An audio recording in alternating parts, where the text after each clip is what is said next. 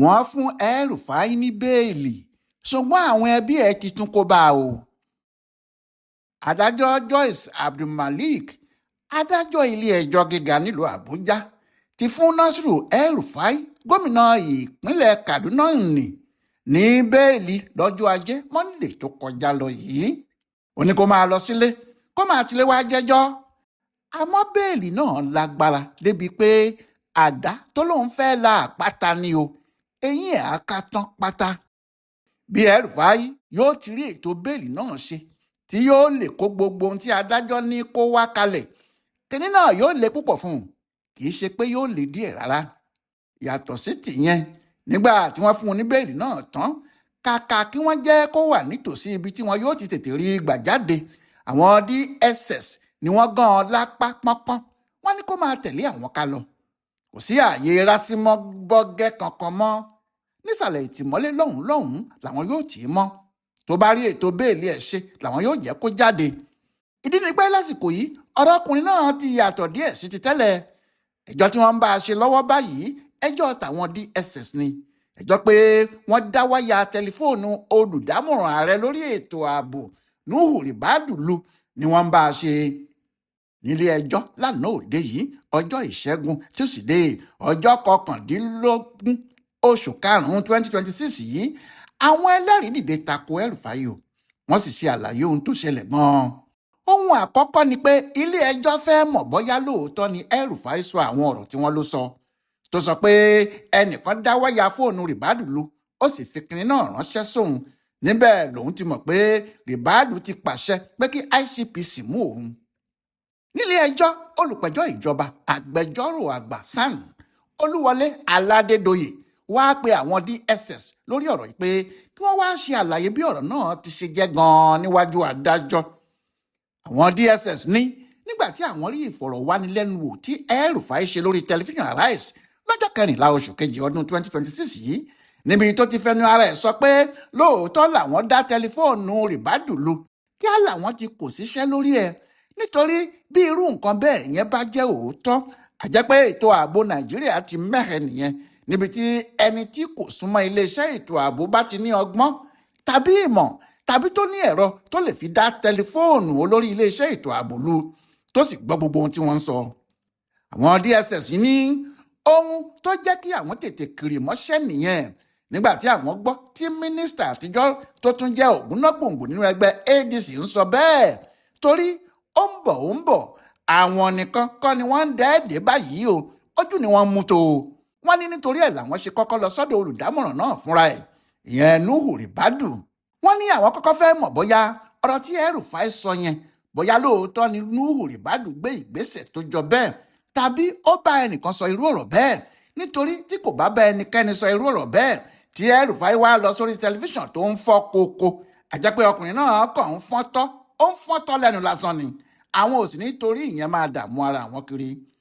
àti pé àwọn fẹ́ mọ̀ bóyá ìkanra ló fi ń sọ̀rọ̀, torí lọ́jọ́ kejì tí òun àtàwọn ọlọ́pàá jọ fa fìràkù ní pápákọ̀ òfurufú Nnamdi Azikiwe l'Àbújá, ìyẹn lọ́jọ́ 12 oṣù kejì, nígbà tí El-Rufai ń bọ̀ láti Cairo ilẹ̀ Egypt ń ló sọ̀rọ̀ náà lórí tẹlifíṣàn. ṣùgbọ́n àwọn DSS ní nígbà tí àwọn dé ọ̀dọ̀ Ribadu, ìjọnilójú ní ohun tí àwọn bá níbẹ̀.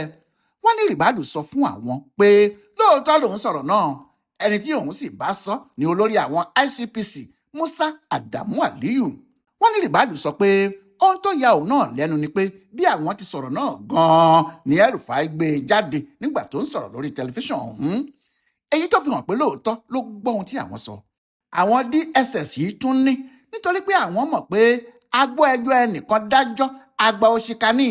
àwọn tún lọ bá alága ICPC Aliyu, àwọn sì bí léèrè pé ṣé lóòótọ́ ni Ribadu bá a sọ̀rọ̀ tó jọmọ́ bẹ́ẹ̀, pé ọkùnrin náà ní kò sí àríyànjiyàn kankan níbẹ̀, Ribadu bá òun sọ̀rọ̀ bẹ́ẹ̀, bó sì ti sọ gan-an ni El-Rufai wí yẹn, àti pé ó jọ òun náà lójú pé El-Rufai mọ̀ nípa ohun tí àwọn sọ lórí fóònù láàrin ara àwọn.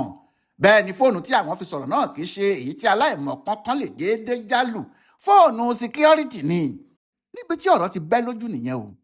olùpẹ̀jọ́ yìí kò dúró lórí èyí nìkan, ó tún pe àwọn ẹlẹ́rìí míì, ìyẹn àwọn tí wọ́n ṣètò náà lórí tẹlifíṣàn Arise, pé kí àwọn náà wá sọ bóyá El-Rufai kò sọ̀rọ̀ yìí tàbí pé bóyá tipátipá ni wọ́n fi mú un kó fi sọ ohun tí ó sọ náà jáde. Wọ́n pe Charles Aniagolu tó darí ètò náà, wọ́n pe Dèjì Adéyanjú tó wà nítòsí, wọ́n pe oníkámẹ́rà tó yà wọ́n Ugochukwu Agalayana.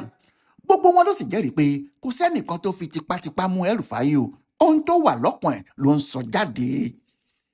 El-Rufai fúnra ẹ̀ kò sọ pé wọ́n fi tipátipá mú òun. Ohun tó sọ ni pé ọ̀rọ̀ orí tẹlifíṣàn lásán ni, ọ̀rọ̀ òṣèlú ni, àwọn ń fọ̀rọ̀ jomitoro ọ̀rọ̀ ni, ìjọba ò sì lè ka ìyẹn sí bàbàrà báwọn olóṣèlú ṣe máa ń ṣe nìyẹn. Ṣùgbọ́n àwọn olùpẹ̀jọ́ ìjọba kò gba eléyìí. Wọ́n ní El-Rufai kì í ṣe èèyàn lásán, ẹni tó ní làákàyè tó sì jẹ́ ọ̀mọ̀wé gidi ni. Kò sì lè wá sórí tẹlifíṣàn kó kàn máa wá fẹnu lẹ́nu lásán. Ọkùnrin náà mọ ohun tó ń sọ, kì í ṣe ọ̀rọ̀ eré rárá. Pàápàá nígbà tó jẹ́ ohun tó ń tẹnumọ́ fúnra ẹ̀ ni pé nígbà tí àwọn èèyàn ìjọba ń dá tẹlifóònù àwọn lu làwọn náà ṣe ń dá tiwọn lu. Ibi tí wọ́n bá ẹjọ́ náà dé nìyẹn tí wọ́n fi tún sún sí ọjọ́ 22 àti 23 oṣù kẹfà tó ń bọ̀. Ṣùgbọ́n kó tó dìgbà náà ni wọ́n ti kọ́kọ́ sọ̀rọ̀ béèlì tí wọ́n fún El-Rufai lọ́jọ́ ajé Monday o. Wọ́n ti fún un ní béèlì lóòótọ́, àmọ́ níṣe làwọn DSS fà á sọ́dọ̀. Wọ́n ní àwọn ò kàn lè fi í lẹ̀ lọ́dọ̀ àwọn ICPC mọ́ kó máa bọ̀ nínú ahóló tàwọn tí kò ṣeé kù gírí wọ̀ níbi tí kò ti ní sí ààyè rẹ́dẹrẹ́dẹ́. Inú bí àwọn agbẹjọ́rò El-Rufai, Ekere tó sì ṣáájú wọn fẹjọ́ àwọn DSS àti àwọn olùpẹ̀jọ́ ìjọba sun adájọ́ Abdulmalik pé kí wọ́n béèrè ìdí tí àwọn èèyàn náà fi tún mú El-Rufai kúrò lọ́gbà àwọn ICPC níbi tó ti ní òmìnira díẹ̀ tí wọ́n tún wá lọ jù ú sí ìsàlẹ̀ ìtìmọ́lé. Ekere ní kí adájọ́ béèrè pé kí ló tún ṣe fún wọn. Nígbà náà ni Aládédoyè dá wọn lóhùn pé ọ̀rọ̀ náà kò kúkú rí bẹ́ẹ̀, pé ọmọ rí odó déédéé lùyá ẹ̀ lásán o, àgbẹ̀ ló fa sábàbí ọ̀rọ̀, pé àwọn èèyàn Nasiru El-Rufai fúnra wọn ni wọ́n ń fìyà jẹ bàbá wọn o, kì í ṣe ẹnìkan. Wọ́n ní nítorí àwọn ìyàwó El-Rufai ti ní àǹfààní láti lọ rí ní ọgbà ẹ̀wọ̀n ICPC. Níṣe nìyàwó ẹ̀ kan lọ síbẹ̀ tó bẹ̀rẹ̀ sí ṣe fídíò tó ń pariwo lórí ayélujára pé wọn ò jẹ́ kóun rọ́kọ òun o, wọ́n ti ọkọ òun mọ́lé o, ara ọkọ òun ò yá o, wọ́n fẹ́ pa á ni o, àti bẹ́ẹ̀ bẹ́ẹ̀ lọ.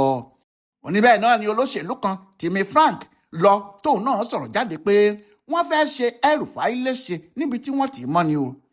Aládédoyè ní ohun táwọn ẹbí El-Rufai àti àwọn ọ̀rẹ́ ẹ̀ fẹ́ ṣe ní láti dẹ àwọn akọ̀ròyìn àti àwọn aráàlú sí ìjọba nípa ríro ẹjọ́ ohun tí kò ṣẹlẹ̀ lórí ọ̀rọ̀ El-Rufai síta. Ó ní àwọn tí wọ́n lọ sórí ayélujára tí wọ́n sọ̀rọ̀ kàn fẹ́ káwọn èèyàn bẹ̀rẹ̀ sí rojọ́ ọ̀rọ̀ tí kò yé wọn ni, kí wọ́n sì ti bẹ̀ dí adájọ́ lọ́wọ́ láti mọ èyí tí yóò ṣe nínú ẹjọ́ tó fojú hàn dáadáa náà. Agbẹjọ́rò ìjọba yìí ní nítorí pé àwọn ẹbí El-Rufai fẹ́ ba ètò ìdájọ́ jẹ́ tí wọ́n sì ti sọ àhámọ́ ICPC di ilé àrífín wọn, nítorí ẹ̀ ní àwọn DSS tó ní ẹjọ́ fúnra wọn ṣe ní ààyè yẹn kò sí. Ìkọjá ààyè oorun orí kẹ̀kẹ́ gbáà ní gbogbo eléyìí.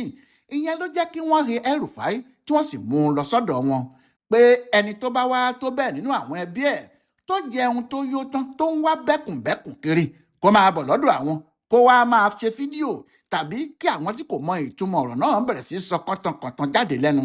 Nígbà náà làwọn yóò jọ fi hàn ara wọn. Ohun tó gbé El-Rufai padà sọ́dọ̀ àwọn DSS nìyẹn o. Bẹ́ẹ̀ wọ́n ti fún un ní bẹ́ẹ̀lì lóòótọ́, àmọ́ bẹ́ẹ̀lì náà le. Adájọ́ Abdulmalik ní ẹni tí yóò bá dúró fún El-Rufai gbọ́dọ̀ jẹ́ òṣìṣẹ́ ìjọba tó wà ní ìpele 17 level 17.